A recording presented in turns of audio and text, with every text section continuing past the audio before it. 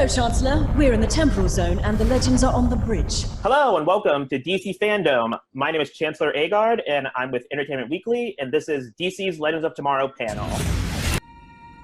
Space, the fatal frontier. These are the adventures of the USS Fate Rider.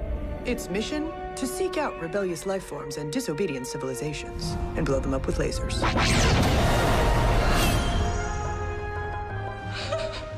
We're gonna get this all canceled! The Loom of Fate. It's not just a story, it's real. It could completely rewrite your life. Are you sure you want to trust that power in someone else's hands? Any one of us might have to use the Loom of Fate, and you got to ask the question, what kind of temptations we be battling?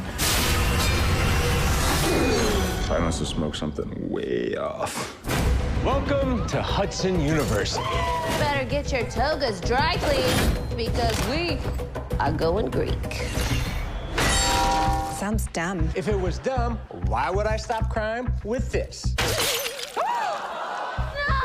We are on public access. This is a career killer. That looks like the king of nightmares. Without fate, mortals are making a mess of their lives. With our Loom, order can be restored. The world is wrong! Time for more persuasive tactics.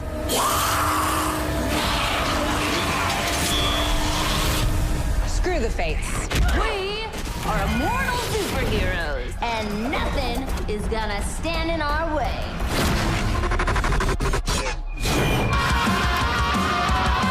Out of here, sucker!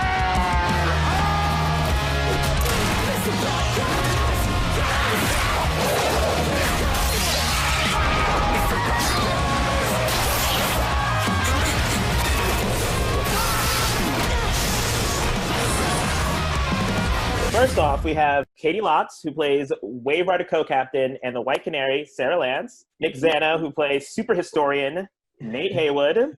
Kala Ash, who plays futuristic social media influencer and air totem wielder, Zari Tarazi. Jess McCallan, who plays Wave Rider Co-Captain and serial killer podcast host, Ava Sharp.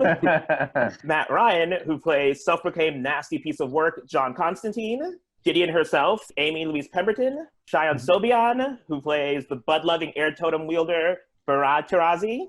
Also, Olivia Swan, who plays Astrologue. Also joining us, we have the producers, executive producer Phil Klemmer, executive producer Keto Shimizu, and executive producer Grania Godfrey. How are you guys doing? Good job, Chance. That was a lot. Yeah, it's a mouthful. Good panel, guys. We actually have a blooper reel clip that I will toss to now. Now, can we kill them? Questionable. Sorry, I'm just gonna... Oh, that's your own hair. I gotta pull it. All right, one sec, just... Yeah. It's good if it's...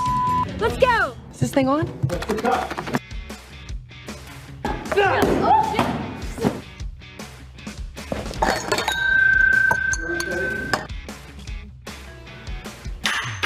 Take this. Oh.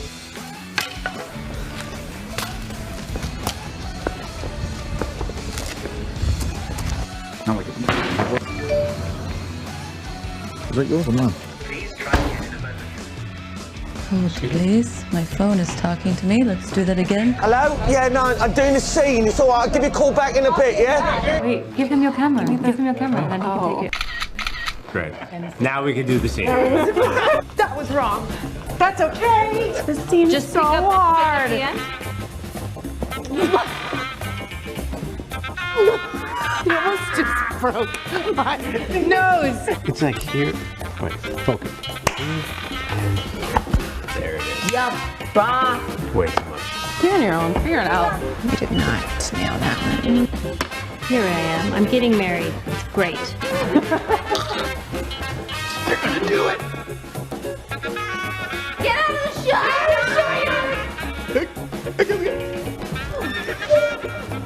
Nuggets done. Gideon, run! Save yourself! Going to hell generated a lot of anxiety. Donna, come. Okay. Stay. Oh, we're not making this next. No late night snacks for you, Gary Jr. squared. No late night snacks for you. We're leaving. And then we all turned into a giant Bevo and it exploded! CGI it means you're exploding and be metal everywhere and spot. Guys, I'm trying to work. Oh, hey, Craig. Just second unit. Smile, Bevo. What? You know, sometimes what happens on this show really would be hard for an audience to follow. Pick Legends. Nominate us for an Emmy. Okay. It's not easy doing it twice. It's not. It is, no, it's not. No. And this is why I don't act. I feel like this is a weird thing that we're doing. It's virtual as opposed to in a big convention hall because of everything that's going on. I'm curious, what do you guys think the Legends would be doing right now in their own respective quarantines? Oh, God. I think John will be doing what he's always doing, which is having a whiskey and trying not to have a cigarette because he's kind of kicked that habit. So he'd probably just be having a whiskey saying, hey, let the world go by. I would imagine Nate's falling in love with somebody else and then... Well, then break apart. Virtual romance? I think Zari's probably like conquered TikTok. TikTok. Berrod probably would have been the #1 League of Legends player in the world. I reckon Astra's just lounging around on like a fur rug somewhere, just rolling in money. But she managed to. Some unwilling soul. I think you'd be getting everyone to do like a Trivial Pursuit, but no one's interested. She's like, number one, question A, guys, like no one cares. Before talking about season 6, I do want to talk a bit about season 5, which was a major season for the show in many ways. I want to start with Katie. You made your directorial debut this season. What was that experience like for you? What was it like directing your castmates? They were awesome. It was so much fun. I mean, on so many levels, I learned so much, and it was such a good experience to be able to kind of bond with the crew on that side and get a look under the covers. And the cast was amazing. We had so much fun. I think, you know, after so many years of building rapport with each other, that it made it easier, of course, to kind of, and hopefully, I mean, everybody was really nice. Nobody was a jerk or anything. Except for maybe Matt.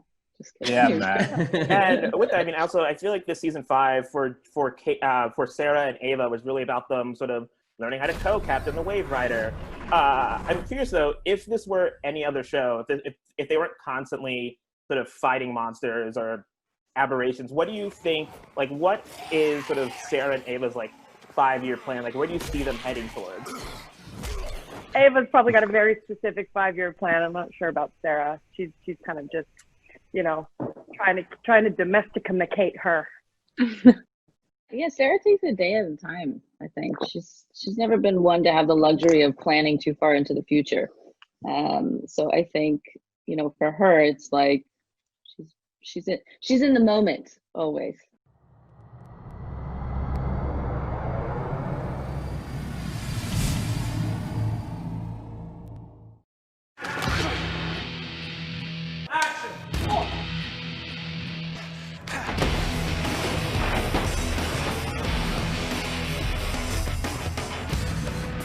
Part of the fun of the show is watching all these different personalities try to learn how to work together.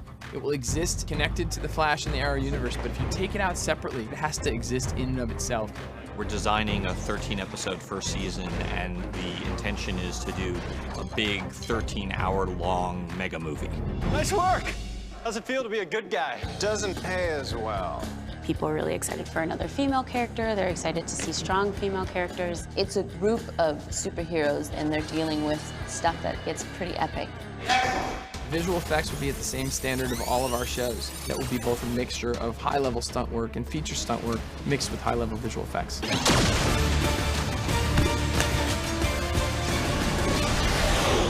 Cut!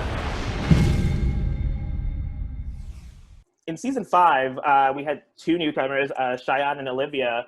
What was it like for you guys to sort of step onto a show that's 5 seasons in? What surprised you the most about being on Legends in your first year? How much fun everyone was having. I kind of walked on and I was like, right, I have to be so like on it and I have to know everything. And everyone's going to be, obviously everyone's professional. This isn't me saying that no one is, but it's just like, it was so easygoing. And I think I expected to be like proper, like military, and I got very stressed about that, but it was the opposite. Everyone was so chilled and so welcoming and so lovely. I was definitely nervous going into it, but pretty quickly I was like, oh, okay, this is, it's pretty relaxed and everyone's super chill. So I mean, Sean, you had the added challenge of having to come in and pretend like you'd already been there for 3 seasons. How did you sort of make that work for yourself? I just did it, I tried to chat as much as I could with everyone while, there's a lot of downtime on set, and just like get to know everybody here and there, and then, bring in what you can when we're doing this scene, and just keeping it relaxed. Well, Nick, actually, I wasn't asking you, for you and Shayad, I mean, did you guys, because like Nate and Barada are supposed to be best buds in the season, I mean, did you guys do anything to like build that relationship? Like, you guys talk, like, I guess, what do you guys sort of talk about their friendship? Shy and I got on quick. And like, I knew what he was coming into, the same way I knew Maddie and Olivia what they were coming into, and that's just something that's pre-established, and that's intimidating because I was a new guy on a lot of shows. So I know what it's like to walk in to not knowing everybody. Get out of your head and just be here with us. Like, I know you're nervous because there's like 7 people in the room. Like, even when Maddie did his first scene with us, like, he had to walk in and talk to 8 of us, talk at 8 of us, and then like hit on Wentworth on his way out. So it was like a really big, rough piece, and I feel that, and I wanted Shy not to have that, and let him know as soon as possible that like, hey man, just be here with us because we're all here with each other, and that's just kind of the way our magic works on the floor. He did great at that. It was exactly, I remember we had a conversation day 1, and he was like, by day 4, you'll be feeling good. And he was exactly right. Day 4, I was like, I feel like I've been here the whole time. Like, this is great. So he nailed it. Amy, you're in a unique position where Gideon, you're voicing Gideon, and I think you appear about once a season physically on screen. I mean, what's that experience like for you, sort of doing a lot of your work in a sound booth as opposed to being on the set with the cast that much? It is always really interesting to like come into it from the other side, but I feel like I see you all the time anyway when I'm dropping the voice in, and I've known Matt from before this, so it, everyone's always super welcoming, and from my little booth in LA. I'm curious, when you appear on screen as Gideon, I think because often it's usually like inside someone's mind or they're hallucinating, except for in the Lens of Tsunyama episode where hallucination. But I'm curious, when you play that, do you play it as how you envision Gideon yourself, or how you think the character you're playing opposite with envisions, like sees her? Well, I mean, especially with the last one with Gary, we played that a lot because I think he sees her quite Mary Poppins-esque, hence do and everything was a bit, oh no, just like the whole thing. But yeah, so there's definitely an element to that, and I love everything that's always written. Always love what you guys write. It's amazing. So mostly it's been that, yeah. I mean, this season you introduced a new version of Zari 2.0. And now as of the end of the season, you're continuing on as 2.0. How do you feel about sort of Zari 2.0 becoming the sort of permanent member on the Wave Rider? I honestly, I do have mixed feelings about it because I really do love both Zari 1.0 and 2.0. So yeah, I was surprised how sort of genuinely sad I was shooting that last episode, and I had these like very split personality moments where I would be like mad at my other self shooting scenes. I would like just be like really angry at 2.0 or vice versa. So yeah, I mean, it's sort of a mixed bag. I'm excited about developing 2.0 further. But yeah, it was sad. It was sad to say goodbye to 1.0. You're on the Wave Rider with Berai. I mean, what are, I guess for both you and Shai, I mean, what are you most looking forward to sort of exploring about their sibling dynamic that you didn't get a chance to do in season 5? Yeah, I mean, even though like, we established this brother-sister relationship, we didn't actually get so much time to get in there before he died and came back to life. So yeah, I mean, I'm sort of interested in, now that like the walls are a little bit down between the two of them, what that, I still think, I mean, I sort of hope it's going to be still a little bit antagonistic brother-sistery, and I imagine the writers are going in that direction. Yeah, like some childhood stuff I think would be really interesting, like exploring like what it was like growing up together, Behrad constantly being in the shadow of his older sister who just was amazing at everything. And you know, Even though mom and have dad like reading you our, more our now. room notes? Yeah. I just know I can feel it. Yeah. There was a little sister because we had Laurel on early on in the season. Yeah. So there was a little bit, but not nearly as in depth as we get to. Just as well, like last season, when in lots of the episodes when Tala was playing 1.0 and 2.0, literally be like, okay, everybody, you know, you can take a little break now, you know, take 5. And she'd be like going to the thing, changing into the other one, coming back, and like literally like driving the whole day. There's a moment in the room where we were discussing, like, should we just keep them both forever? Do you remember? And then we were really having these discussions, and we're like, we're going to kill the crew. We're going to kill Tala. And there was a moment where, like, love it though, guys. I do love it. I know. I know. I'm ready, but yes, I don't want the crew or any of you to hate me. So yeah. We'll find a compromise.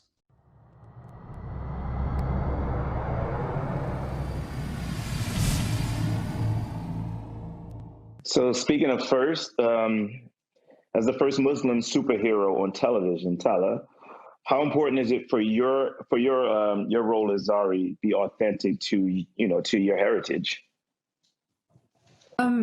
It's really important. I think it's more important that it's kind of authentic to her heritage. Obviously, I bring myself to the role and what I am, which is an immigrant, which is an Iranian American. But when I heard she was going to be the first, and I say Muslim American because I think it's really important that we keep the American part of it, because it's so easy to otherize in these situations. And so when it was first Muslim American superhero, I felt the weight of that. And I think the really smart thing that my show did, which every show should do, is that when they hired me, they hired a Muslim American writer. Wow, that's great. Shout out to Oba Muhammad, who is a wonderful human and a wonderful writer. So when I heard Muslim American superhero, to bring it back around, I was like, we have to get this right. Representation matters so much. It's so important that like little brown girls all over this, not just girls, all little brown children all over the world are seeing someone like me and being like, oh, that like opens my mind, that opens possibilities. But also people who, you know, are in maybe parts of our country who will never be exposed to a Muslim American. If they can connect to the character, I feel like we've done our job, you know? And yeah, that's just what we're trying to do. I think it's great that you recognize that it's not just about little girls, you know, because there are some, you know, boys of color that are watching all of you that are feeling inspired because of the roles that you're playing. So, you know, thank you to all of you for doing that, being great representations. For the writers, can you sort of shed a bit more light on what you guys have in store for these two siblings in season 6? We have a great episode, I think it's number 2 actually, where we really get into exactly that, exactly what it was like for you, Behrad, to grow up in the shadow of your sister and, you know, having to establish sort of your own thing. And then, you know, you're put into a time period and an undercover identity where you kind of get to do that thing. And she's the outsider, and she's the one who's flummoxed and doesn't know what's going on, and you kind of have to teach her a thing or two. And it's like, it's a really fun, you know, opportunity for us to tell a story that is just about the sibling dynamic without the, you know, the fraughtness of, you know, life or death, or, you know, which one are you, or, you know, trying to bring someone back to life. So this is a season where we're incredibly excited about diving more into the sibling dynamic. Before we go to season 6, I have a few more questions. I mean, Matt, the season ended with Constantine getting his soul back. Good for you. How are you sort of feeling about? Right, man. I've lockdown has been the biggest blessing in. I've come home. I've gathered my soul as Constantine. He's happy. I'm happy. That's it. Going on that journey with the astrologue story is such a huge part of the whole Constantine canon in the comic books and in the original show, and then, you know, what we've done with it on Legends and what the guys have written, and to kind of get to a place where that is wrapped up is really, really satisfying, you know, and John is happy, you know, which kind of gives me fear. a quicking fear in my boots because, you know, how long does John stay happy for? I mean, the other thing too is like Olivia. I mean, Astra will be living with Constantine in his mansion. I mean, I guess for both Olivia and Matt, what are you both sort of looking forward to exploring about their dynamic? If you kind of put Astra and John living together peacefully, I feel like maybe isn't gonna happen. So I think that it would be really fun to see them trying to cohabitate day in, day out, which is something that is it going to be possible? I don't know. I love the idea of John being unhappy about him being happy. Season 5 featured, just off the top of my head, so many really fun and interesting episodes. Mortal Kombat, the one where we're trapped on TV, Mr. Parker's cul-de-sac. For all of you, what were some of your favorite moments from this past season? The episode where we're trapped on TV is my favorite. Yeah, I think that's mine as well. Yeah. It's an amazing episode, yeah. We all attacked that with a very happy heart, and we all like saw what it was going to look like while working to make it, and that kind of drove us through like the hard part of making that episode. It was really cool to become different characters, different universe. Like it's like for doing Star Trek, our little version of Star Trek we had so much fun doing that. And seeing Jess, you know, with the ears, and Katie doing, you know, William Shatner. I mean, I think like there were moments, weren't there, Nick, when we were sitting in the trailer and we were like, this is the most bonkers, ambitious episode that has ever been done on the show. It was great to kind of to pull it off and really good fun. It should be noted, William Shatner tweeted Katie after that episode aired. Really? Did he? Yeah, he did. No way. Get some harsh Yeah, it was awesome. of my impersonations. Guggenheim directed that episode, and I remember on the day being like, okay, we were doing a little Spock Shatner throwback fun. Okay, we'll do like a little Sarah and, you know, Ava as Spock and Shatner, and Mark kept pushing us to do in rehearsal like more. I want the cadence more, and Katie and I were like ran before the take and just started YouTube deep character study, like YouTube Googling how William Shatner talks and like how to do the cadence and how to do more. Like I lowered my register and my voice. I mean, it was insane. It was ridiculous.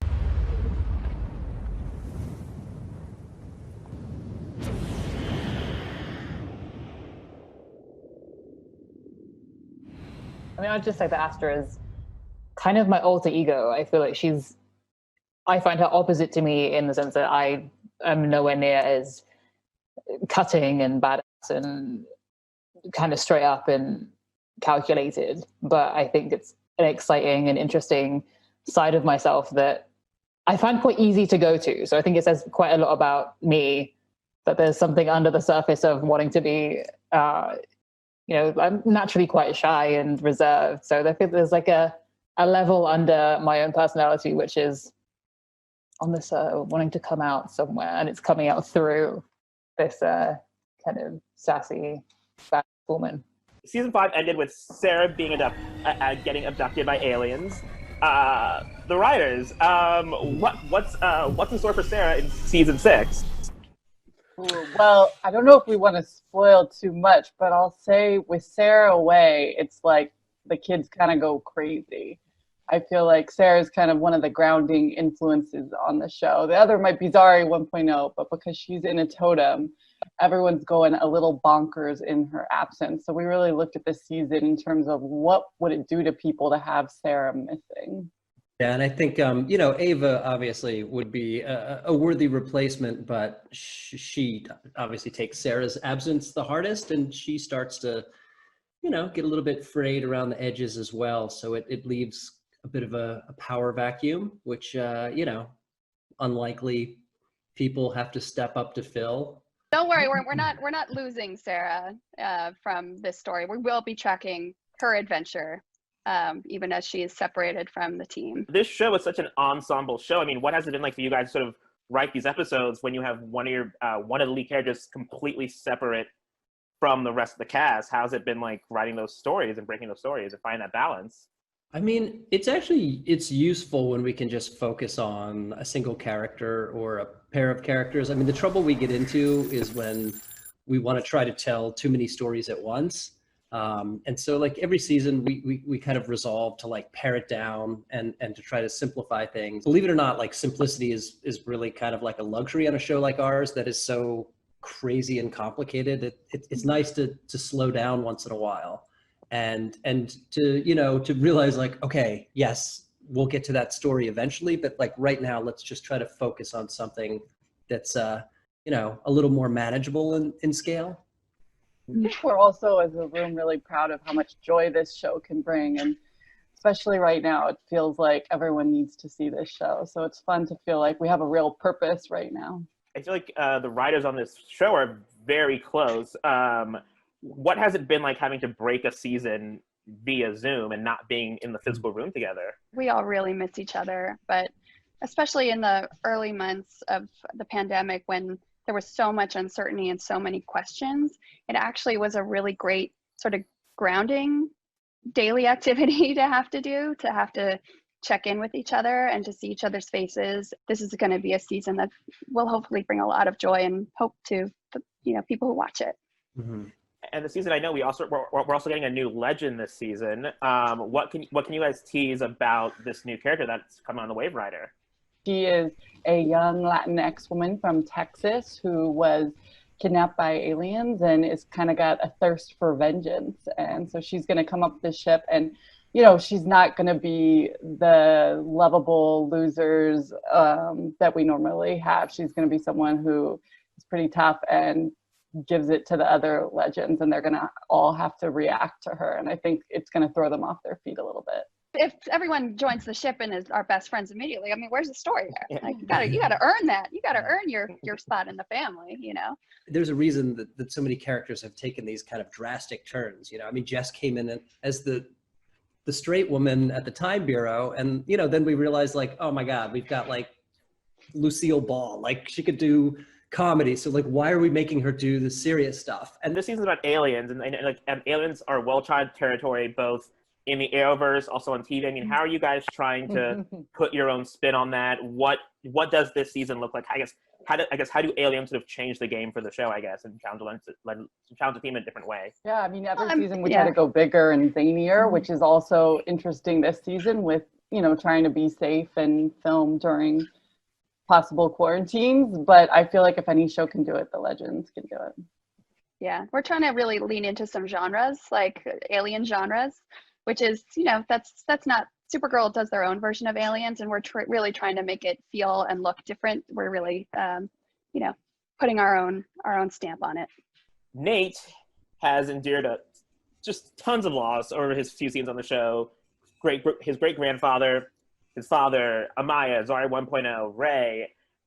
What's in store for Nate in season 6, and is there sort of any hope for him, I guess, like on the horizon for him? For everything that you just said, Chance, I mean, we're acknowledging that, you know, it's been a tough run for Nate. And, you know, as someone who always tries to be like the cool guy who, like, you know, puts his like positive spin on things, like, we're gonna be okay, it's gonna be fine, you know, like, it's getting harder and harder for him to do that.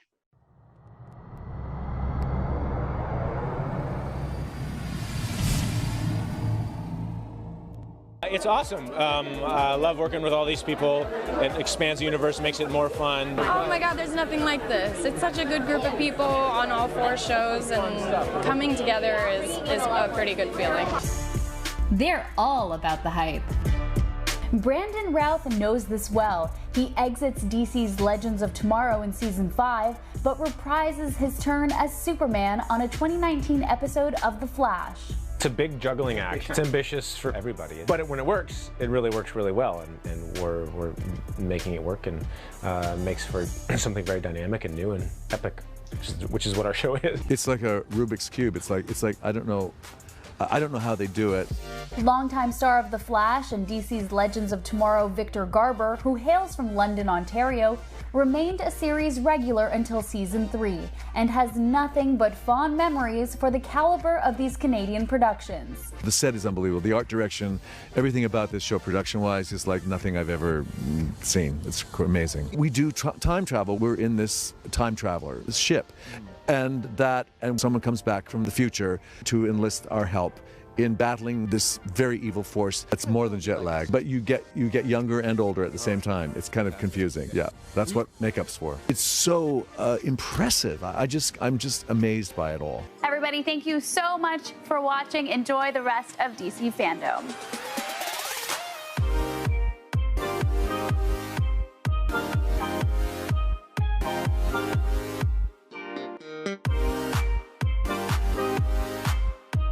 Well, now it's time to move on to the true or false question / game. I'll read a statement, and you guys need to tell me if it's true or false. The first round is our Wave Rider round. First question. We have physically seen the character of Gideon 3 times over the course of the series. True or false? It's once every season. Once So that would over be the season, yes. So it's false. So, Yeah. Amy, you'd know this one. I was like, how many have I read? Oh, yeah. Yes, actually 4 times. So next one, Neil McDonough, who played Damien Dark, once disappeared from set to coach his kid's soccer game. True or false? True. True. Totally true. True. That's cute. Say it's true. Okay, this one. What's the answer? Wait, what was Oh, the true. answer? Oh, sorry, it's true. It's true. Oh, sorry. Oh, it's true. It's true, yeah. DC's Legends of Tomorrow was originally planned to be an anthology series. True or false? False. True. True. Phil? What's an anthology series? Yeah, false. True. True. Yeah, Katie and Cheyenne were right. It was. That is true. And finally, for this round, Mr. Parker was just a random name that sounded nice. True or false? True. True. True. It sounds like a true thing. False, actually. Mr. Parker is named after Phil's assistant, Ian Parker. Oh, Who knew? Did Matt Can I just get say how jealous? much we all love the guy who played Mr. Parker. He's just my like the most. goodness. Yeah, dude. amazing- Oh, brilliant. It's just like he's so great. For season 1, the only British legend that wears a trench coat is John Constantine. True or false? False. False it is, yes, because there's also Rip. R.I.P. 2, symptoms of time travel include all of the following: nausea, vomiting, vertigo, temporary blindness, flatulence, and in rare instances, bleeding from the eyeballs. True or false? True. True. True. Sure. True. That is true. Actually, it's false. What? Flatulence is not a symptom of time travel. Wouldn't the legends Oh. know? Really? I mean, the legends know best. How do you know, Chancellor? Fair. I'll give that one to you guys. I think Ava can contest to that. Okay, for season 2, George Lucas is responsible for the powers of 2 of the 8 legends in season 2. True or false? Responsible? Yeah. False. Good. False. I'd say true. I'm sticking with Because true. It's weird. He's doing lots of. It's Yeah, true. you became a historian because of Indiana Jones. Indiana Yeah, but I Jones. became a superhero because of us. Yeah, but you wouldn't have You're been a a historian. superhero unless you were a historian. Little vague. Again, I'm reading what I was given. whole episode about it. Where when he decided not to finish film school, suddenly you became a yoga instructor, and what did Ray become? Oh, Like, yeah. you guys both lost your powers. That was fun. Okay, season 3, and I think this is going to be an easy one. The team uses the totems to join their powers to become Elmo and defeat Malice in an epic Wild West showdown. True or false? Malice. No, it is Malice. False. False. Well, it's not Elmo. No, It's Bebo. Bebo. Bebo. When Ava recruits Constantine to help with Sarah's possession, she finds him chasing a pig around the room. True or false? True. No, it was a chicken. It was a rooster. Jess is right, yeah. For season 4, so in a truly meta episode, the team is split into multiple timelines very similar to TV shows like Custodians of the Chronology, Sirens of Spacetime, The Fellowship of Tomorrow, Kittens of Meow Meow, and Puppets of Tomorrow. True or false? No, there was no Kittens of Legends of Meow Meow, and the one before that as well, Legends of Meow Meow or something. False. False. Chance. That was an episode. That's correct. Yeah, Fellowship of Tomorrow and Kittens of Meow Meow were not real thing. Finally, for season 5, Ava Sharp's podcast of serial killers is called Slay Anything. True or false? True, isn't it? I don't think so, but that's a good name. Is that the episode name? That's the episode name. It's false. And it's called Stabcast. Stabcast. Cisco brought his own dragon microphone when he performed in the season 5 finale. True or false? True. We have some fan questions that we've received from around the world, apparently. So for the first one, it comes from the Philippines. Legends has a lot of musical moments. Is a full-blown musical episode in the cards? Yeah, why not? Anything's Yeah. in the cards. We'll literally do anything. Yeah. Wait, does it mean that we don't have to write? We should it? name That our seems show that. amazing. Like if we don't Yeah, have you to, still have to write just a bunch stuff. You of have to write little songs. interstitial. No, you Oh. gotta have some interstitial things that then turn into songs. Remember? That It's seems like a lot of work. Yeah, like recitative, like speak Yeah. singing. Next question comes from Argentina for the cast, and I guess for the writers as well. How has DC's Legends of Tomorrow changed your lives?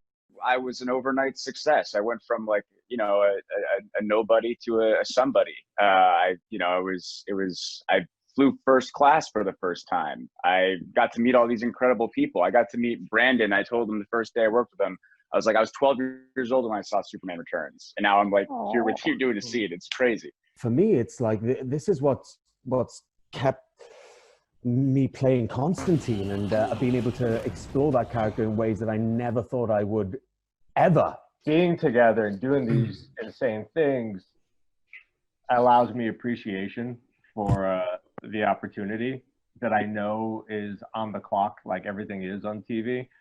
And I just sort of I've never been in a position to where I've been aware of how special it is in real time.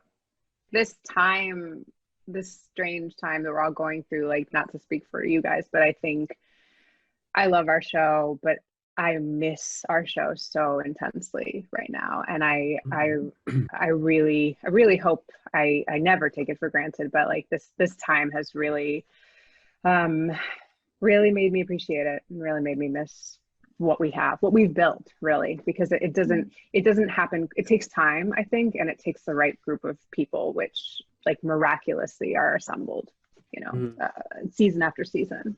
It makes you so grateful that we have professionals that care so much about this show that they're willing to push themselves every episode, as if it's the last. It really is precious. And final question for the writers: what ideas have you had that have been abandoned for one reason or another in terms of storylines for the show? We always wanted to get Katie to breakdance, in the 80s. Yeah. Mm-hmm. We've never done that. We're always So just many. trying to crack each other up, and sometimes we get a little too outlandish. So sometimes we have to be reined back. I think that's all the time we have. Thank you all for joining us for this. It's been really fun. For everyone watching, please remember that DC's Legends of Tomorrow, the complete 6th season, is available now on digital and drops on DVD and Blu-ray on September 22nd. And Legends of Tomorrow will be back for season 6 in mid-season 2021. Yes. Hey, Thank you. Thank you guys.